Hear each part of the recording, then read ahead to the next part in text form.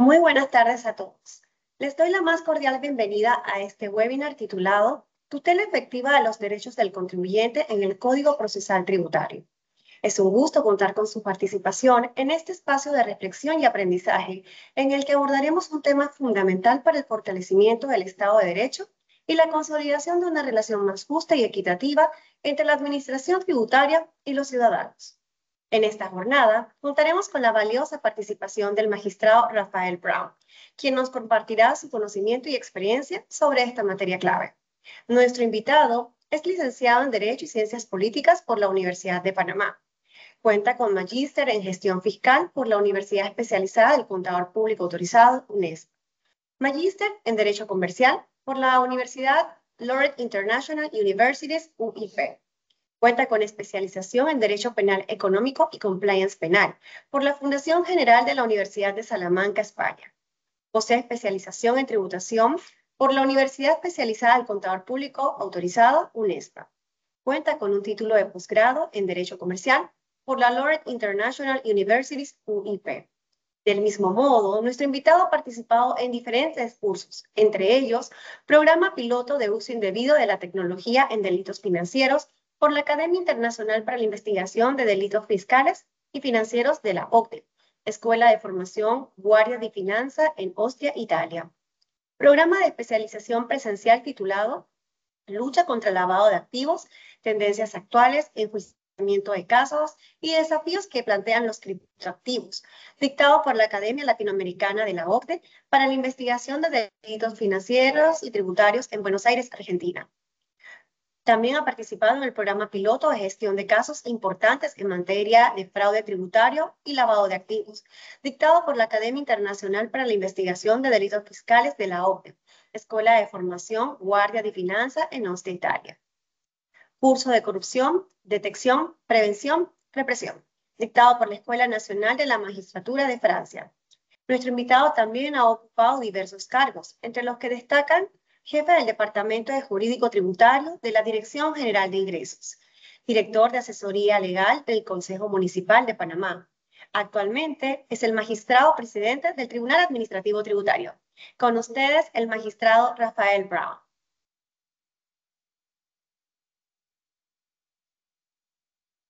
Muy buenas tardes, agradecido a AmCham Panamá por esta oportunidad y a la selecta audiencia que tenemos en este webinar que nos va a permitir conversar un poco más sobre una novedad que tiene el Código de Procedimiento Tributario, que es la norma procedimental que vino a complementar el ejercicio del derecho fiscal en las normas que se encuentran en el Código Fiscal de la República de Panamá, que regulan en materia administrativa todo lo referente al procedimiento administrativo tributario en Panamá.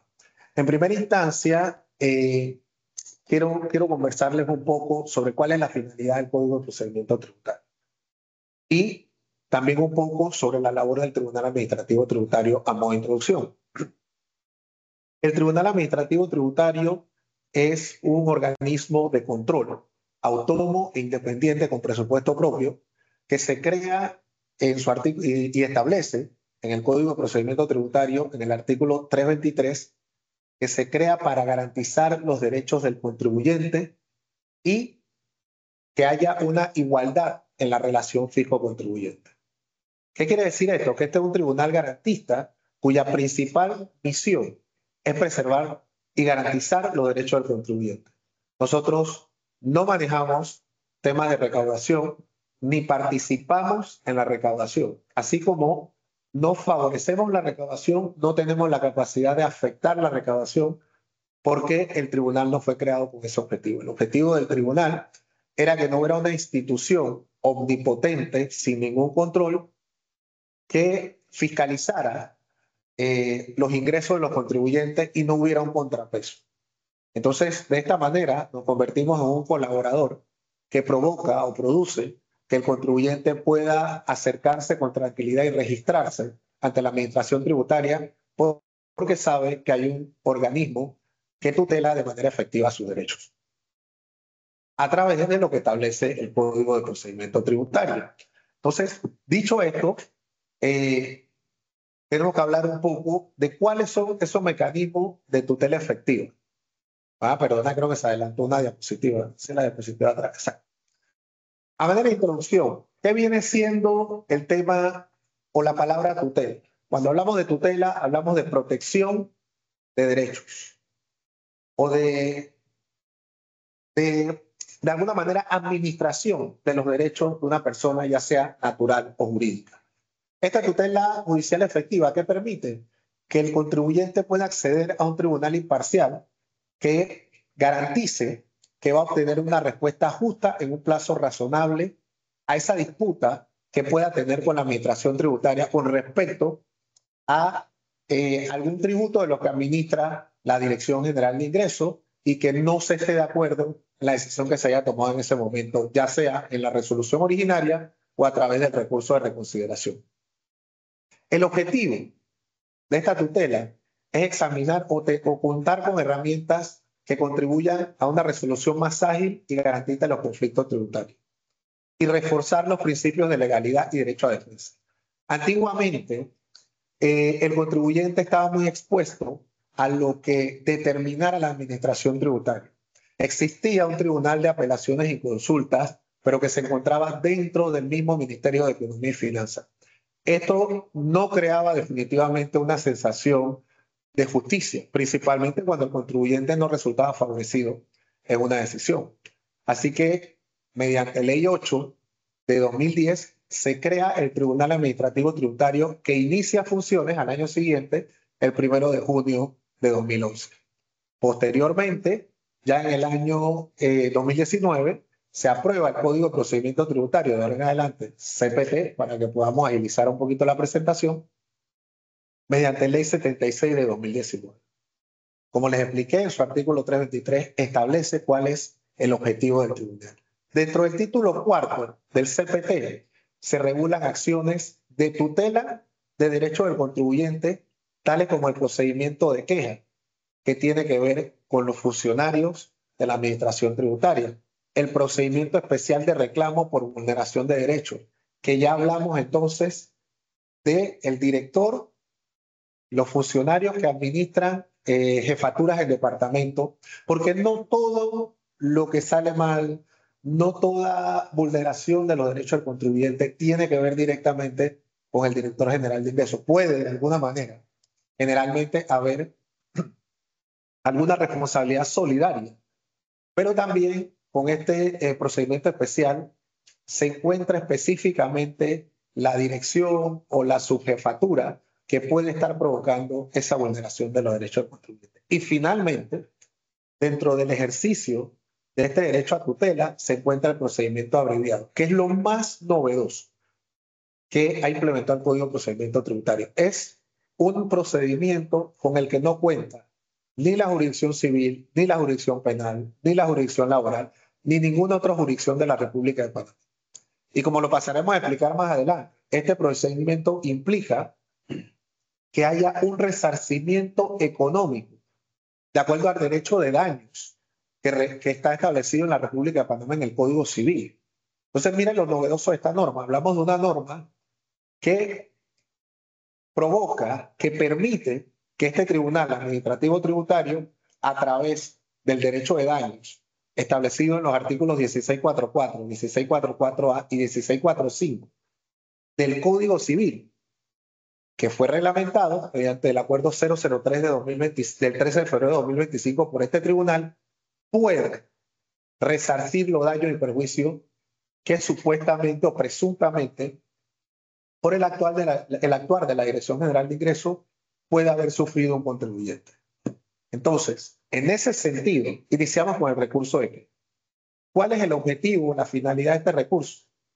Que se subsane, se repare o se corrijan actuaciones administrativas. Y aquí es preciso que hagamos una pausa.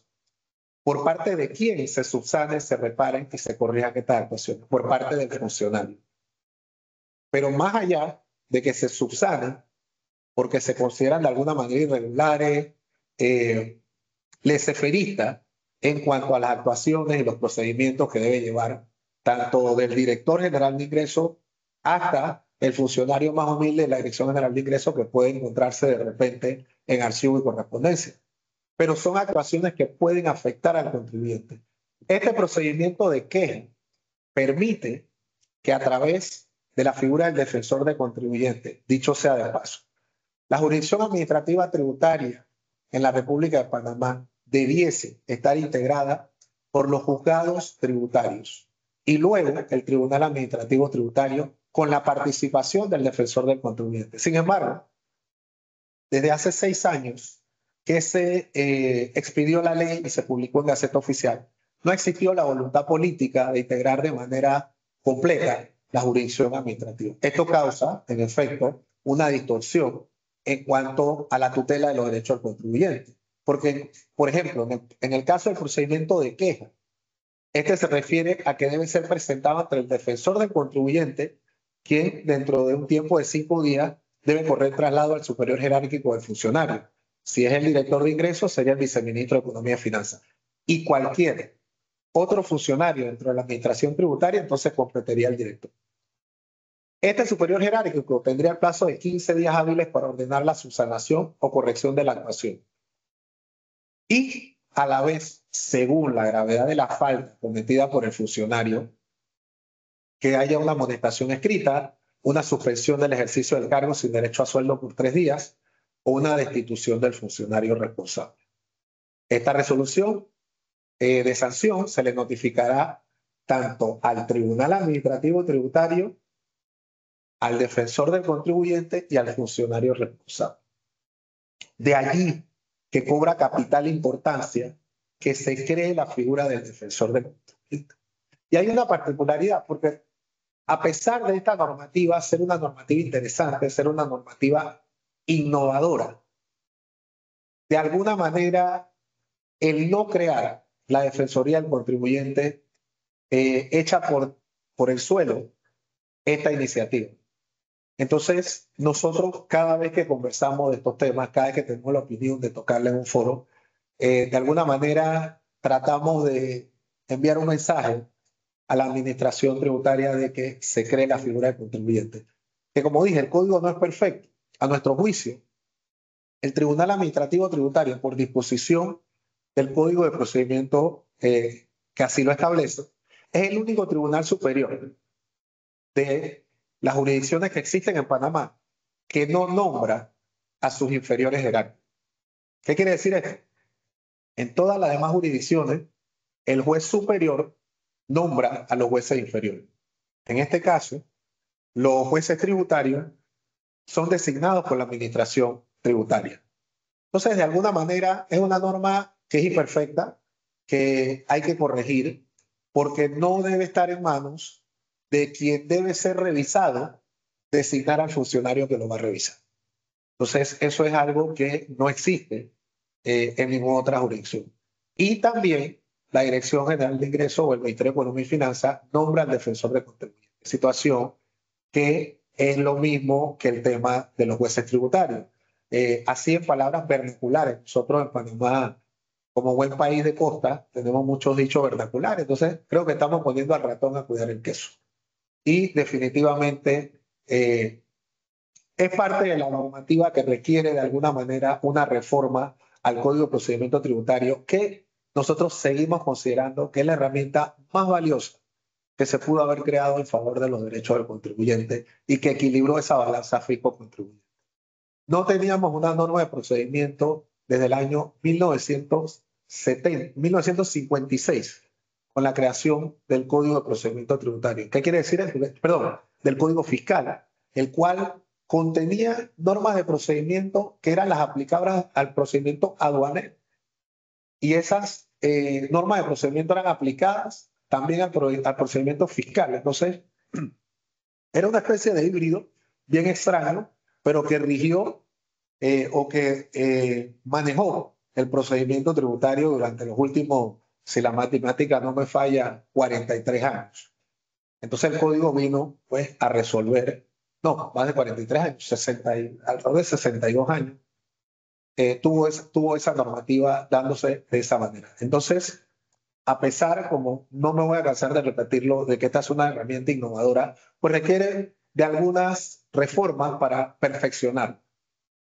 El siguiente procedimiento, y hago la salvedad, un procedimiento no es excluyente del otro. Generalmente, si no se logra la resolución del conflicto que genera la activación de algunos de estos procedimientos o acciones, viene el procedimiento a continuación. Y también el hecho de haber ejercido un procedimiento de queja o una interposición de un reclamo por vulneración de derecho del contribuyente no excluye la posibilidad de posteriormente presentar un procedimiento abreviado, que es el de resarcimiento.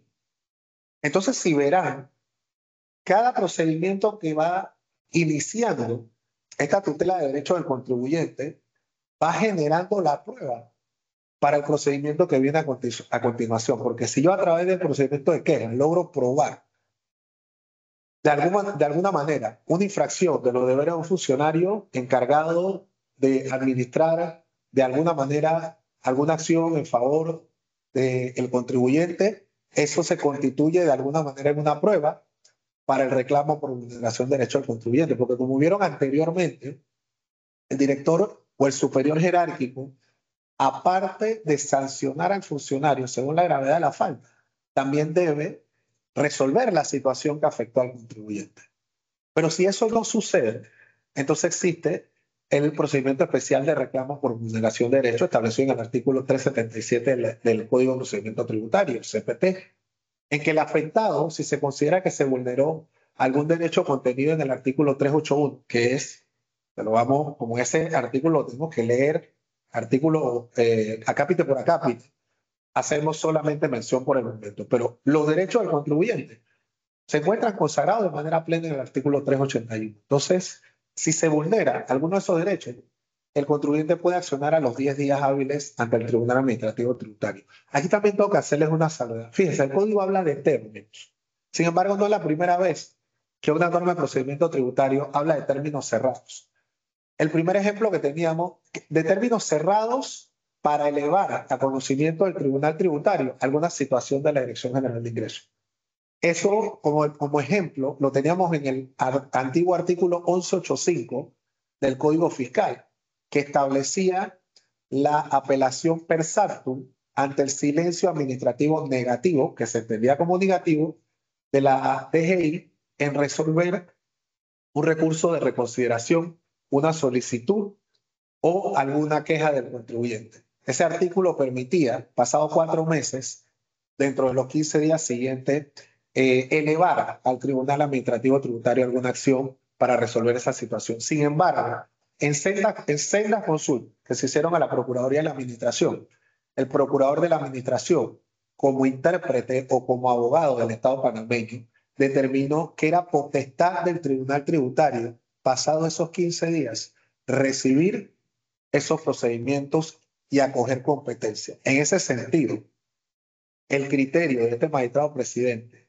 si llega ante mí en sala unitaria, y ha pasado ya hay jurisprudencia andando con respecto, es que esta acción, si no se realiza dentro de los 10 días, no inhibe a este cuerpo colegiado de resarcir los derechos de un contribuyente o de proceder a realizar, valga la redundancia, este procedimiento especial. ¿Y por qué lo digo de esta forma? Porque no puede ser que este tribunal se entere, pasado el término, de que se están vulnerando los derechos de un contribuyente y que no accione. Porque estaríamos violando entonces el artículo 323, que es el que establece cuál es el objetivo para el cual fue creado el tribunal, que es garantizar los derechos del contribuyente. Y los derechos del contribuyente no pueden estar supeditados a que se ejerza una acción dentro de los 10 días en que se ha vulnerado un derecho. Quizás, y como bien lo dijo el procurador de la Administración, ese es un término que corre para el contribuyente, mas no obliga a este tribunal de manera, porque se dice que los términos son fatales e improrrogables. Bueno, esa fatalidad y esa improrrogabilidad no opera en cuanto a este tribunal. Este tribunal, por derecho propio, en base al objetivo con el que fue creado, si hay una vulneración de derechos evidente de un contribuyente, puede pasar esos 10 días a nuestro juicio, realizar este proceso especial de vulneración de derechos de pleno derecho, valga la redundancia. Este procedimiento se empieza a regular a partir del artículo 378 y establece cuáles son los pasos eh, mediante los cuales se va a ir realizando el proceso de tramitación de este procedimiento. Y establece que el TAT tiene 5 días hábiles para examinar la admisión de esta acción. Vamos contando días, 5 días. Dentro de esos 5 días se realiza la admisión de la acción y se le corre traslado por 8 días hábiles si hay algún error que subsanar o corregir por parte del contribuyente. Esos 8 días, en caso de que no exista nada que subsanar, los ponemos ahí a un ladito. Entonces viene el siguiente término. 5 días hábiles para que el director general de ingresos conteste. Entonces, dentro de un mundo utópico y perfecto, o quizás no utópico, dentro de un mundo perfecto, estamos hablando de 10 días en que vamos tanto a interponer la acción como a recibir la contestación por parte del director general de ingresos. Luego se conceden 5 días hábiles para la presentación de pruebas. Ya estamos hablando de 15 días. Y el TAT va a resolver dentro de los 15 días hábiles siguientes. 15 días hábiles equivalen a algo así como más o menos 3 semanas. Entonces, si hablamos en general, este procedimiento debe durar 25 días hábiles. Que si sacamos los fines de semana, estamos hablando de un mes y una semana. O sea, 5 semanas calendario. Como ven, es un procedimiento sumamente ejecutivo, sumamente rápido, sumamente eficaz. Y créanme que este tribunal se toma muy en serio el tema de los términos. Sin embargo, dentro de ese mes y 7 días que el tribunal va a estar resolviendo el recurso, la ley permite que el TAT pueda dictar medidas provisionales de protección a favor del contribuyente a fin de evitar perjuicios mayores. Recuerden que hablamos de una vulneración de derechos. Esa vulneración de derechos puede generar perjuicios pecuniarios y de cualquier otra naturaleza en contra de un contribuyente. Así que definitivamente eso hace que el Tribunal Administrativo Tributario, en ejercicio de esa garantía que tiene que ejecutar de los derechos del contribuyente, pueda ejecutar medidas que podemos definir como medidas precautorias que existen en todo el derecho procedimental panameño, en todas las jurisdicciones. Hay medidas precautorias que permiten que no haya un daño mayor a los derechos del accionante. Dentro de las decisiones, y yo diría, el código no lo establece de manera taxativa, sin embargo, yo diría que esta parte de ser medidas finales también pueden ser medidas precautorias. ¿Y en qué consiste? El cese de la conducta o actividad que vulnere el derecho.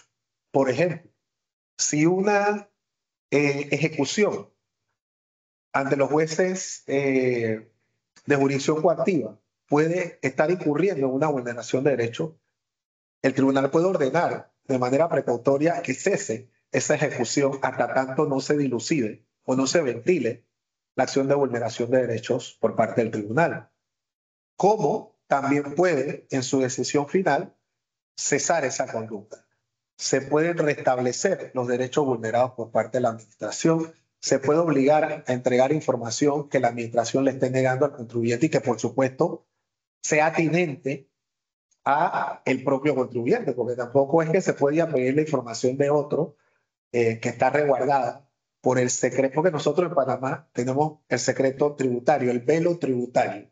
Aquí no cualquiera puede saber la situación tributaria de otro. La situación tributaria de cada uno de nosotros, ya seamos personas naturales o jurídicas, es una situación particular que solo la atañe al contribuyente y que solo puede ser revisada, además del contribuyente, por alguna autoridad competente, no una autoridad cualquiera. Aquí, por ejemplo, juez de paz, tampoco es que puede acceder a la información tributaria de un contribuyente así por así. Y también se puede decretar la nulidad del actuado. ¿Qué pasa? Este artículo tiene que ser analizado en un contexto amplio y por eso siempre invitamos a una lectura exhaustiva de nuestra norma procesal. ¿Por qué? Porque esta es una acción que no puede suplir el ejercicio de un derecho que tiene que ser realizado a través de un recurso. Entonces, existe el recurso y existe la acción. Por ejemplo, y para irme a un caso práctico, La Dirección General de Ingresos, en ejercicio de la potestad que tenía después de los tiempos de pandemia, se concretó a través de resoluciones que se pudieran realizar notificaciones de resoluciones a través de medios digitales. Llámese correo electrónico. Bueno, no han hecho más que el correo electrónico. Se dice que a través del correo electrónico. Sin embargo, por error, la administración tributaria estaba copiando una frase que decía, y es muy interesante porque es leer entre líneas, esta resolución se da por notificada al día siguiente de la recepción de este correo. ¿Qué quiere decir esto? Cuando usted mira en materia procedimental, los términos empiezan a correr al día siguiente de la notificación o de la posibilidad de poder ejercer un recurso de acción. ¿Qué quiere decir esto? Que si yo me doy por notificado, yo recibo un correo hoy, pero me doy por notificado mañana. Eso quiere decir que yo puedo accionar o recurrir el lunes. Entonces, ¿qué sucedía? Los contribuyentes, en desconocimiento de esta norma, accionaban, por ejemplo, mañana, el día viernes. Entonces, eso era extemporáneo, porque estaba recurriendo antes de que se considerara notificada la resolución. O, para los efectos prácticos, presentaban la acción el último día y eso provocó que en inicio, y solamente pasó en una resolución, que un despacho declarara extemporáneo un recurso porque se presentó posterior a la fecha en que se recibió, pasado el tiempo, eran 15 días después de que se había recibido el correo, y en esa sala unitaria se consideró que se había presentado de manera extemporánea. Y ninguno de nosotros, en tribunal colegiado, advertimos o nos dimos cuenta de que había habido un error en la notificación. Y el contribuyente tampoco lo había percibido. ¿Cómo se entera el contribuyente de que hubo una vulneración de sus derechos? Cuando recibe la resolución y ve que se le fue declarado extemporáneo. Pero ¿qué pasa? Contra esta resolución no corre recurso porque agota la vía gubernativa. Entonces, ¿cuál era la vía idónea para el contribuyente? Un proceso de vulneración de derechos dentro de los 10 días siguientes que recibió la resolución del TAR, porque ahí es cuando él se entera que la notificación realizada de la manera en que se dio vulneró sus derechos. Entonces, hubieron dos contribuyentes que accionaron por esta vía y que en efecto consiguieron poder que se retrotrayera el proceso a través de una nulidad de lo actuado para poder ejercer su derecho, su recurso, en este caso, conforme a lo dispone la ley. Entonces, ahí es donde cobra capital importancia que nosotros como administradores de justicia y ustedes como operadores de justicia, como colaboradores de la justicia tributaria, tengan conocimiento de cuál es el derecho que me asiste. Si esto yo lo tengo que hacer a través de un recurso o a través de una acción. Otro caso que mi compañera Ibelice, que la cito con toda propiedad, no me dejará mentir. A veces, algún funcionario brillante y proactivo, a través de un mecanismo que en la Dirección General de Ingresos se llama mesa de ayuda, alteraba la cuenta corriente de un contribuyente a través de una nota expedida por algún jefe de departamento. Esta alteración de la cuenta corriente a veces podía ser favorable, en cuyo caso el contribuyente, por supuesto, que no va a ejercer ninguna acción, pero también podía ser favorable. Entonces, ¿qué pasaba? Muchas veces, y no estoy hablando solamente de esta administración tributaria, no, esto es histórico. Varias administraciones tributarias que se han sucedido una a otra hacían esta acción por medio de memorándum y cuando el contribuyente iba a presentar un recurso de apelación, ¡oh sorpresa! Pero es que usted no tiene una resolución a la cual pueda recurrir, porque esto se hizo por medio de una mesa de ayuda. Entonces, este procedimiento evita el abuso de esas mesas de ayuda, que sí son actos administrativos. Eso que se ha querido decir de que una mesa de ayuda no es un acto administrativo, no es cierto.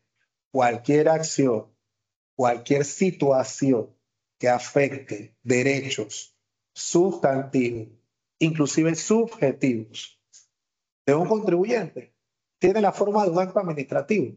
Y cualquier teoría que quiera desmeritar eso es una teoría que está caminando por un camino falso. Es una teoría que lo que busca es dejar en la indefensión al contribuyente. Entonces, por eso es importante estar familiarizado con cómo ejercer este beneficio que se establece en favor, este beneficio procesal que se establece en favor del contribuyente. Entonces, ahora vamos, como decimos, a la parte ya más opus dei, porque aquí ya estamos hablando de procedimiento duro en favor del contribuyente. Ya esto es, como llamamos lo amargo, que es el procedimiento abreviado. ¿Qué es el procedimiento abreviado? Es un procedimiento mediante el cual el contribuyente que incurre en una acción que cause perjuicio económico a un contribuyente puede ser objeto de un proceso donde tenga que indemnizar esos daños y perjuicios. Y vamos a hablar un poquito de qué son los daños y perjuicios, porque también es importante que conozcamos en qué consisten los daños y perjuicios. Los daños y perjuicios no son más que el lucro cesante, que es la pérdida efectiva que usted sufre en ese momento, y el daño emergente. Y el daño emergente ya abarca mucho más, perdón, el lucro cesante abarca mucho más, porque no solo es el dinero que usted deja de ganar, es el dinero que usted deja de ganar producto de ganar dinero, y ya se los explico. Porque es que si yo voy a recibir una cantidad X de dinero y yo soy un inversionista, probablemente yo reinvertiría ese dinero dentro de mis actividades regulares y me generaría más dinero. Por eso es que el lucro cesante es tan abarcador. Porque, por ejemplo, si yo me dedico al negocio de bolsa o algo más sencillo, a la construcción, y yo recibo un perjuicio por daño por parte de la Dirección General de Ingresos o alguno de sus funcionarios, que evita, por ejemplo, que yo pueda construir una casa. Bueno, ese es el daño emergente. No pude construir más viviendas. Pero tampoco me gané el dinero que generaría la venta de esa vivienda. Pero tampoco me gané el dinero que genera la construcción de nuevas viviendas, producto del dinero que yo me iba a ganar con la construcción de esta primera vivienda con la que sufrí el perjuicio. Entonces, ¿esto cómo se prueba? Con peritos, con peritos especializados en finanzas, con peritos especializados en administración, en inversión. Y créanme que esto tiene más de 50 años de ser parte del derecho de daños. Y aquí los jueces civiles, los jueces penales y los jueces laborales lo conocen perfectamente. Inclusive, ya hay, en Panamá se escribe poco, pero sobre el derecho de daños establecido en los artículos 1644, 1644A y 1645 del del Código Civil, hay mucho escrito al respecto, mucha jurisprudencia al respecto, y está a disposición de todo lo que nos manejamos de alguna manera. Yo obviamente antes de estar en este mundo tributario también fui abogado civilista, como lo vieron en la primera maestría que yo tomé.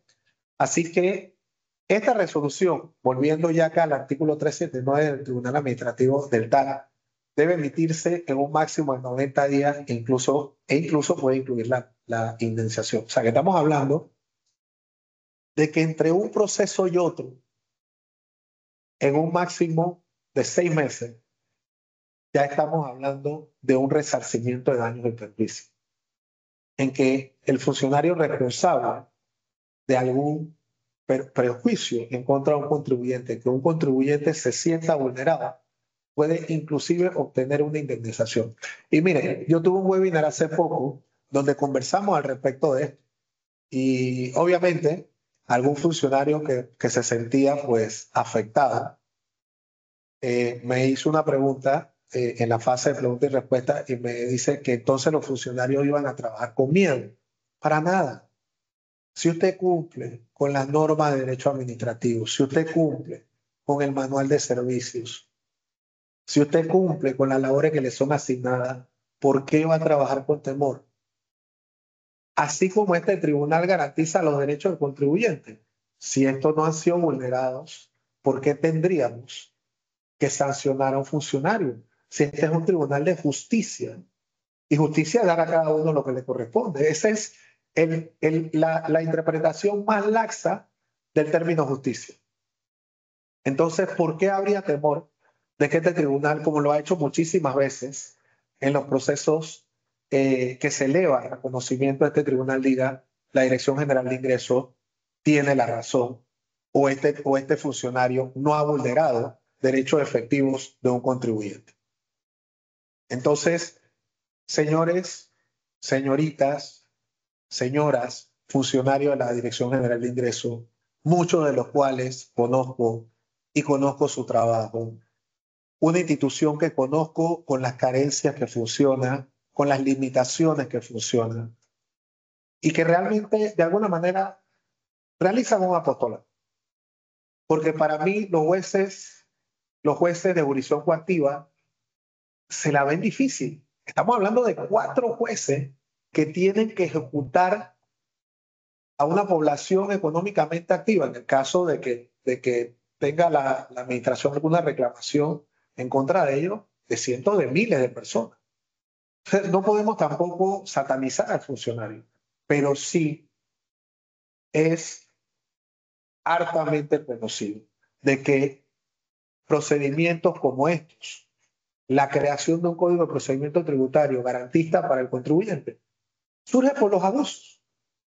Así como el sistema penal acusatorio en Panamá surge por los abusos del sistema inquisitivo, que era impresentable, porque estamos hablando de sistemas que básicamente primero sancionan y después investigan. Y cuando es el producto de esas investigaciones, no surge ninguna responsabilidad. ¿Qué obtenía el contribuyente? ¿Qué obtenía el investigado en un proceso penal? Ni siquiera una disculpa. Simplemente una resolución que decía usted no es culpable.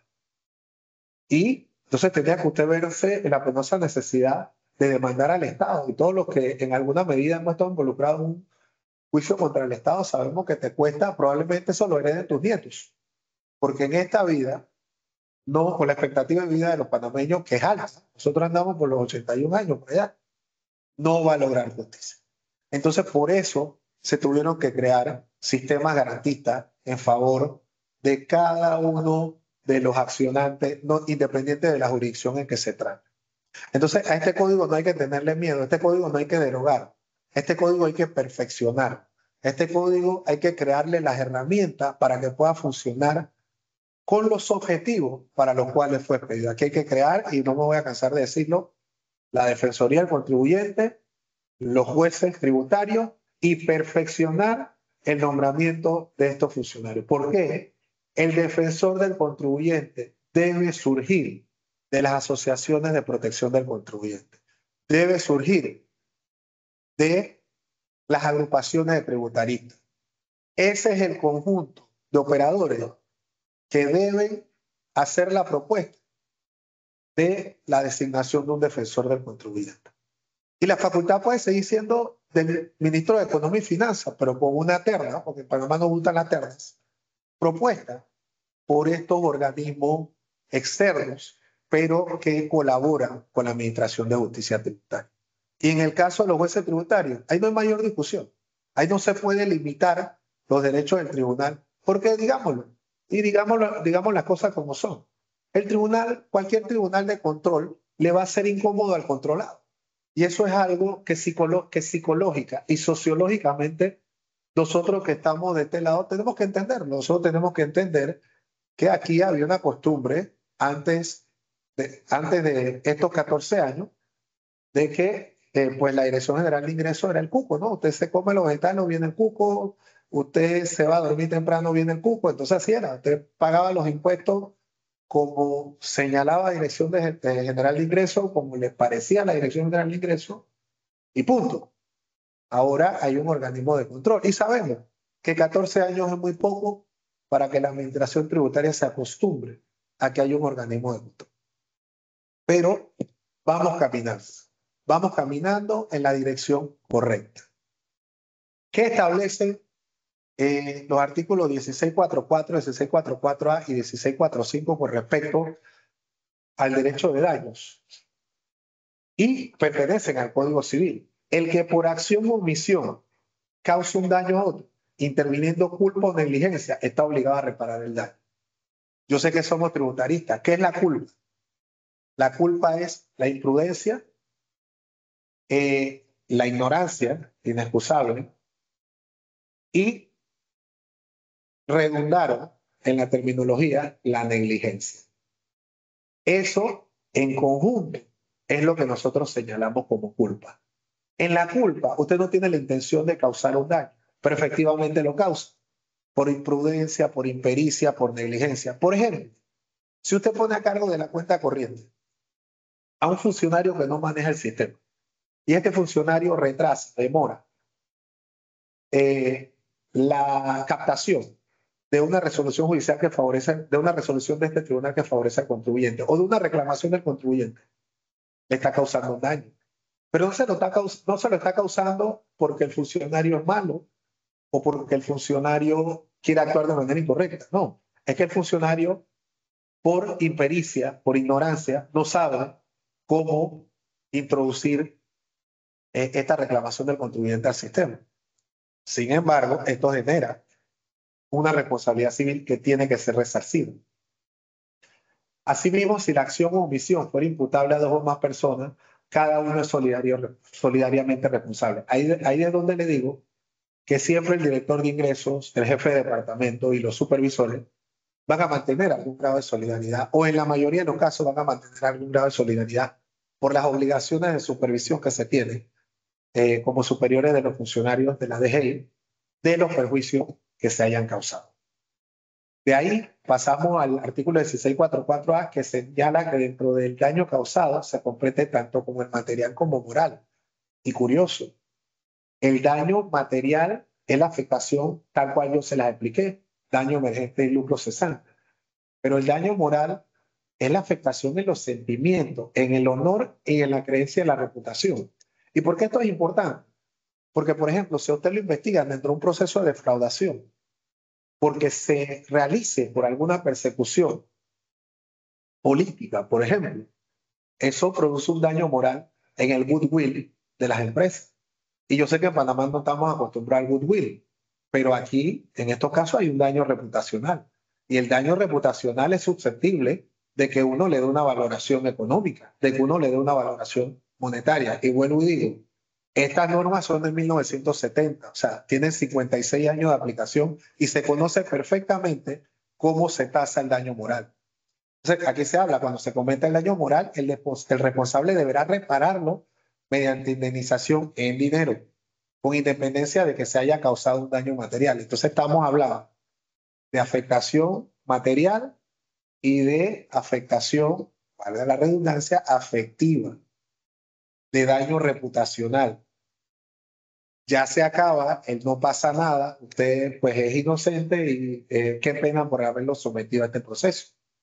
La reparación no es transmisible a terceros por acto de entrevivo. O sea, yo no puedo mediante un contrato decirle a un tercero, te cedo mi derecho a reclamar este perjuicio que he sufrido. Ni tampoco lo puedo legar mediante testamento o en una sucesión intestada. Así que es importante de que es una reclamación personal, individual, de cada sujeto que haya sido afectado. De ahí, pues nos vamos al monto de la indemnización, cómo la determina el juez, cómo afecta la reputación y cuál es la manera en que, o cómo es la manera en que el juez puede ordenar el resarcimiento de este daño moral y cuando este daño también ha sido difundido por medios informativos. Ojo con esto, esta norma es de 1956, cuando nada más existían los periódicos y existía creo que un solo canal de televisión. Ahora estamos hablando de medios digitales. Ahora estamos hablando de que un daño a un contribuyente se puede hacer viral. Si nosotros mañana decimos fulano de tal es un defraudador fiscal y lo estamos investigando por defraudación fiscal y esto se hace mediante un medio digital, el resarcimiento tiene que darse en la misma forma en que se dio la afectación del derecho. Esto quiere decir que probablemente la administración tributaria pueda verse obligada a hacer publicaciones en diarios, en medios digitales, por Instagram, yo estoy un poquito oxidado por X, por Facebook y por los medios digitales que correspondan en los extractos de la sentencia. Entonces, miren la importancia y cómo manejan desde hace más de, 60, de alrededor de 60 años el derecho de daño, nuestra jurisdicción civil, y ahora incorporándolo a nuestra jurisdicción tributaria. Por último, el artículo 1645 se refiere a la determinación de esa responsabilidad y establece que la responsabilidad no recae en quien directamente causó el daño, sino también en quien por su relación con esa persona tiene el deber de supervisar o asumir las consecuencias legales de su acto. Ahí es donde le hablo de la responsabilidad solidaria. En estos casos, obviamente, no va a recaer sobre los padres, sobre los actos de los hijos menores, porque no hay menores de edad trabajando en la Dirección General de Ingresos. Sin embargo, al hablar de dueños o directores de empresas y en el Estado e instituciones descentralizadas, ya sí estamos hablando de que supervisores, jefe de departamento, director general de ingresos, viceministro de Economía y Finanzas, porque es el supervisor directo de la es el superior administrativo directo de la Dirección General de Ingresos, ministro de Economía y Finanzas, quien es el delegado por parte del Estado de ejercer la actividad de administración de los impuestos, administración y recaudación de los impuestos y el Estado panameño, porque tampoco vamos a involucrar al presidente porque ya la cosa llega hasta el ministro. Pero ya después del ministro entonces estaríamos hablando del Estado. Entonces, es una norma bastante abarcadora y que es bastante innovadora porque ya no solo el Estado se queda solito tratando de resarcir un daño, sino que ahora la acompañan otra serie de sujetos que le va a tocar compartir de manera solidaria esa responsabilidad. Esta norma, establecía en los artículos 376 en adelante, establecía que el tribunal tenía que reglamentar el procedimiento abreviado. Esto se hizo mediante un acuerdo 13 de febrero de 2025, acuerdo 003, y está ya la reglamentación del procedimiento que le comenté de cómo se va a dar la tramitación de este procedimiento abreviado. Y establece pues una etapa de admisión, de que ese resarcimiento de daño o perjuicio usted tiene hasta un año para ejercerlo, porque tampoco se puede ser hasta infinito. Si ya usted sufre un daño, usted tiene un año, de acuerdo a lo que estableció este tribunal, y eso en concordancia al artículo 1606 del Código Civil, que establece ese mismo término en cuanto a la acción para el resarcimiento de su daño o perjuicio. Se procede al reparto ese mismo día para que el magistrado sustanciador revise y admita la solicitud dentro de los 5 días hábiles, se corre traslado a la Dirección General de Ingresos por los siguientes 3 días hábiles y se procede a fijar una audiencia.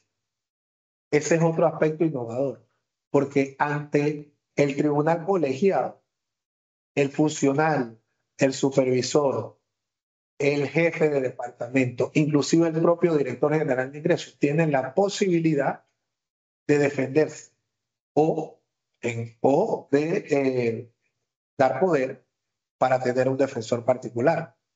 Entonces, culminado ese periodo y de práctica de pruebas, pues se va a proceder a los alegatos, cualquier proceso, y se concluye la audiencia. Importante, los alegatos se van a dar dentro de esa audiencia de manera verbal. ¿Cuál es la importancia de que haya una audiencia? Que haya una inmediación entre el afectado, entre, en este caso, el imputado, no penalmente, pero imputado civilmente, y el juez. Porque cuando se tramita sin la existencia de una audiencia, hay una mediación, porque hay otros actores intermedios. Aquí hay una directa intermediación, perdón, una directa mediación, porque hay mediatez o inmediatez, yo creo que ya me confundí entre los dos términos. El asunto es que el juez directamente percibe de la parte afectada el volumen, el sentimiento, puede mirarla, puede preguntarle, puede ordenar la práctica de pruebas de oficio y poder enterarse de la causa de manera, digamos nosotros, holística, que es una palabra moderna que implica todos los aspectos de una situación. La resolución del TAT obliga a los condenados a pagar dentro de los 6 días siguientes a la ejecutoria de esta sentencia, según lo establece y concordantemente con el artículo 1036 del Código de Procedimiento Tributario. Obviamente, pasados esos 6 días, si no hay el pago de ese resarcimiento, ya el contribuyente con esa resolución se puede ir a la vía ordinaria. En Panamá le llamamos la vía ordinaria, la vía civil, a hacer la reclamación de este derecho que ya prestará mérito ejecutivo, porque ya no habrá mayor discusión sobre el monto del daño. Así que directamente se va a un proceso de ejecución en la jurisdicción civil que ya perseguirá los bienes que tenga, los bienes, valores, materiales que tenga el contribuyente, inclusive derechos morales que pueda tener un funcionario para que tendrán que servir para resarcir los derechos de ese contribuyente. Y es importante establecer, el Estado queda aparte. Este tribunal no puede sancionar al Estado. Ya la reclamación que se realice contra el Estado se tiene que hacer por los medios ordinarios, donde se realizan este tipo de reclamaciones cuando se trata del Estado, que corresponden probablemente ya a la jurisdicción civil ordinaria. Ya aquí hablamos entonces de lo que le conversamos anteriormente y creo que ya vamos a acelerar un poquito sobre las garantías básicas del contribuyente. El contribuyente puede dedicarse a cualquier actividad económica lícita que no afecte el orden público o la seguridad nacional y siempre y cuando se respeten las normas legales. El contribuyente no puede ser discriminado ni debe dársele un trato diferente por parte del Estado y su organismo, y el respeto y la protección del derecho de propiedad en sus diversas manifestaciones sobre toda clase de bien.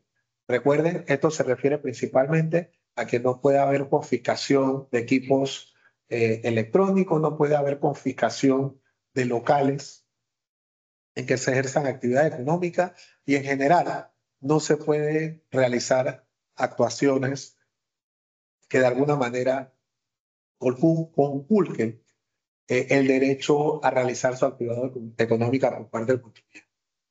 El artículo 381 a continuación establece de manera taxativa en numerus clausus cuáles son los derechos del contribuyente. Y lo más importante a resaltar, el contribuyente tiene derecho a ser tratado con el debido respeto y consideración por parte de todos los funcionarios de la administración tributaria, jueces administrativos y magistrados del Tribunal Administrativo Tributario. ¿Qué quiere decir esto? Que esta norma no nos da a nosotros ningún fuero. El tribunal también tiene que cumplir con esta directriz de tratar con respeto al contribuyente. Más allá de eso, tiene derecho a la defensa, que es lo que se desarrolla en los 4 artículos precedentes que son los acápites 2, 4 y 5 de ese numeral. Asimismo, tiene derecho a ser asistido por abogado desde el primer momento. No es que la administración tributaria lo tiene que llamar a usted y decirle, no, venga sin su abogado, no. Usted tiene derecho a ser asistido por su defensa técnica en un primer momento. Y en caso de que esto no suceda, obviamente, en tutela de estos derechos, el tribunal puede anular todo lo actual. Tiene derecho a tener acceso a los informes, a las auditorías, a todo lo que se realice dentro del ejercicio de las potestades que tiene la administración tributaria con respecto a los contribuyentes. Y ojo con esto, este es el principio de no ser juzgado doblemente. Por eso que este código es interesante, recoge derechos que venían de otra, por ejemplo, este era un derecho, este era un principio de cosa juzgada y un principio de doble juzgamiento que viene de la jurisdicción penal. Y que establece que ningún contribuyente puede ser auditado 2 veces por un mismo tributo respecto a un mismo periodo examinado. ¿Qué quiere decir esto? Que si la administración tributaria pierde una reclamación, no puede volver a hacer un audito sobre el mismo periodo y la misma causa para corregir lo que puede haber estado mal y de todas maneras sancionar al contribuyente. Más allá de eso, pues tiene derecho también a la devolución de sus créditos fiscales, los pagados indebidamente en exceso y demás, con los correspondientes intereses y que se le reembolsen costos y gastos adicionales ocasionados por el tener que otorgar satisfacciones de pago cuando medio una resolución que declare improcedente o prescrita la pretensión de la administración tributaria. Si a mí me hacen un secuestro y yo tengo que comprar una póliza para el levantamiento de ese secuestro, pues el Estado también tiene que resarcirle el costo de esa póliza si se determina, por ejemplo, que el derecho al Estado a cobrarme se encontraba prescrito. Y la última que fue importante ahí era que tiene que ir el Estado actualizando y adecuando, en este caso, el sistema IRAX a las necesidades del contribuyente y a la norma procedimental. Ya los derechos procesales, yo se los he ido enumerando sin definírselo de la manera taxativa, como dice la norma. Pero lo importante de ahí es que tenemos que partir de la base de que el contribuyente es cumplidor. No podemos partir de la base de que el contribuyente es evasor o defraudador, porque es un derecho que establece la dignidad con la que tiene que ser tratado el contribuyente, ya sea persona natural o jurídica. Entonces, aquí se las vamos a suspender porque están a disposición del artículo 380 y si hay de alguna manera dudas que quedaron con respecto a esto, pues se lo dejamos ahí en las conclusiones y estamos abiertos a su pregunta y respuesta. Perdón, a su pregunta y nosotros a dar la respuesta. Claro que sí, muchísimas gracias, magistrado, súper interesante su disertación. Y bueno, como era de esperarse, tenemos preguntas para usted. Dice, ¿qué acciones podría tomar un contribuyente afectado por la demora en la decisión de primera instancia? Por ejemplo, un caso en el que han pasado 7 o 10 años luego de presentado el recurso de reconsideración y la DGI aún no emite la resolución que decide este recurso. Entiendo que en estos casos los intereses se siguen acumulando en detrimento del contribuyente. Bueno, aquí hay varias acciones que podía tomar.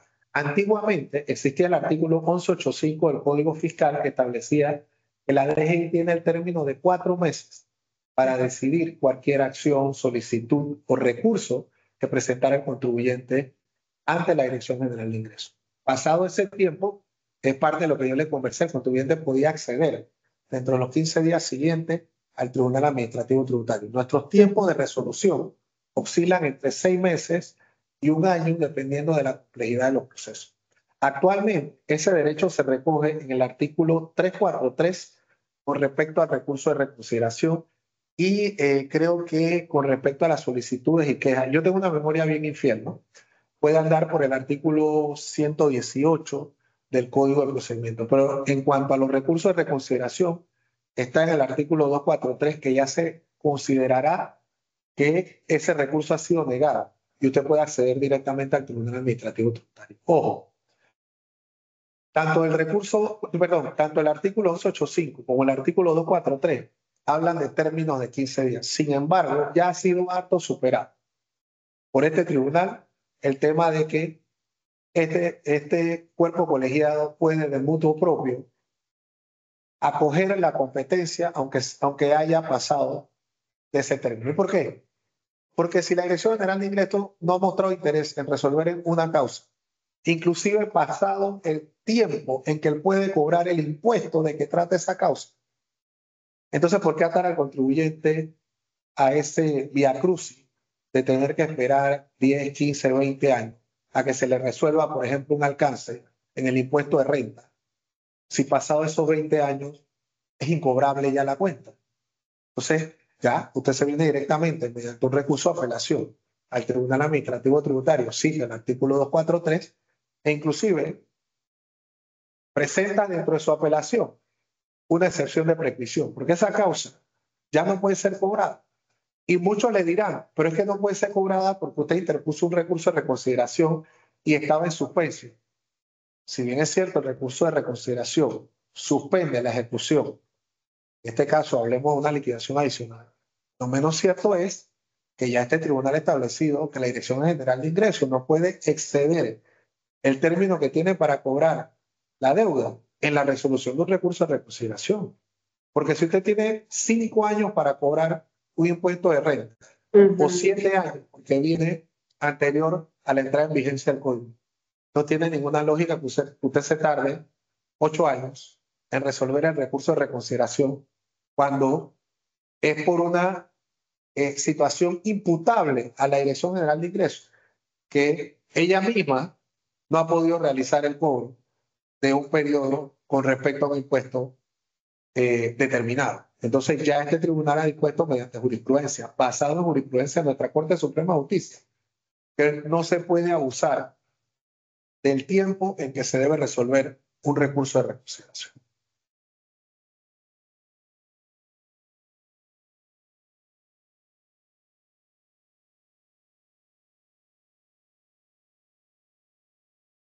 Es mudo. Sí, Ibelice, estás en mudo.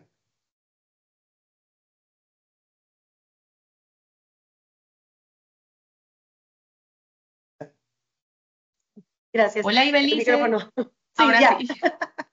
Sí, yo quería preguntarle también dos temas muy puntuales. De lo que usted conversó, comentaba sobre medidas provisionales para evitar perjuicios a los contribuyentes. No sé si nos podría ilustrar brevemente sobre ese tema. Y también, en base a la pregunta previa, pues, ¿qué tipo de indemnización tendría derecho a recibir el contribuyente? Bueno, en tu primera pregunta, como bien lo hemos dicho, medidas precautorias. Por ejemplo, y el Ajá. ejemplo más común que yo voy a tener es que si estás siendo objeto de un secuestro, tú tienes Ok. dos vías. Tú puedes presentar un incidente de levantamiento de secuestro, pero ese incidente no contiene la posibilidad de que se cese con la acción de secuestro de manera inmediata.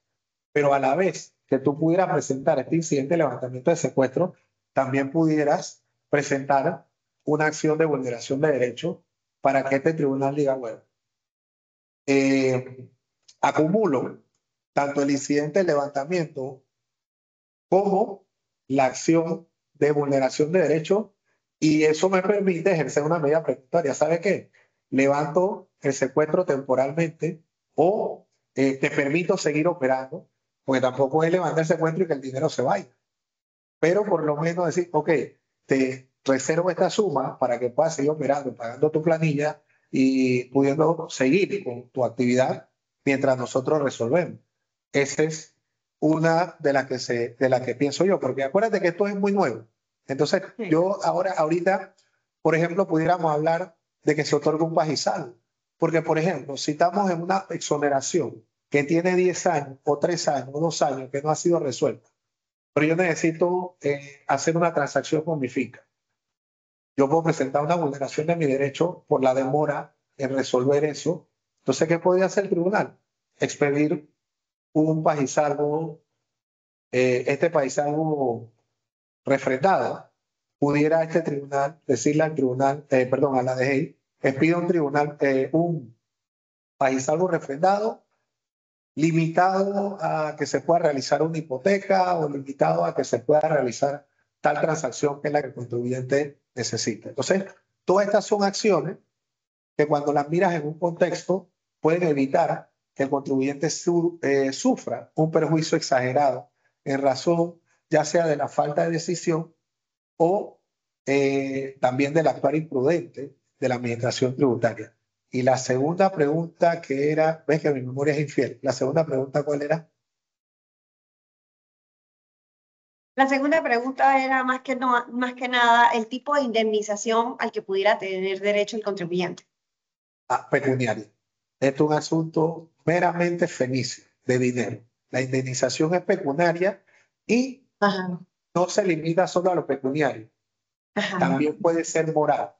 Como yo les ok, comentaba, si yo te afecto y si yo te hago un daño, porque la imagen tiene un costo, y claro. si yo te afecto, también puede implicar, aparte del pago o el resarcimiento monetario de ese daño moral que tú has sufrido, que la Dirección General de Ingresos se vea obligada, o la Administración Tributaria se vea obligada a publicar de la misma manera que publicó una noticia que vulneró tus derechos, a publicar la sentencia donde se te restablece el derecho o donde se te declara que fue injusta la manera o el tratamiento en que en que se dio tu proceso o en que se catalogó tu accionar por parte de la Administración Tributaria.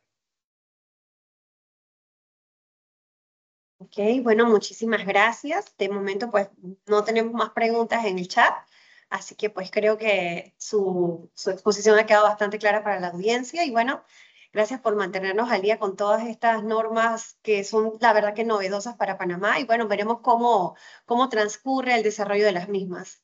Así que bueno, creo que con Bueno, esto damos por terminado el webinar de hoy y también agradecemos a la audiencia por acompañarnos. bueno, muchísimas gracias a todos. El tribunal, en ejercicio del numeral 9 del artículo 324, tiene la obligación de dar estas capacitaciones y las hacemos con gusto.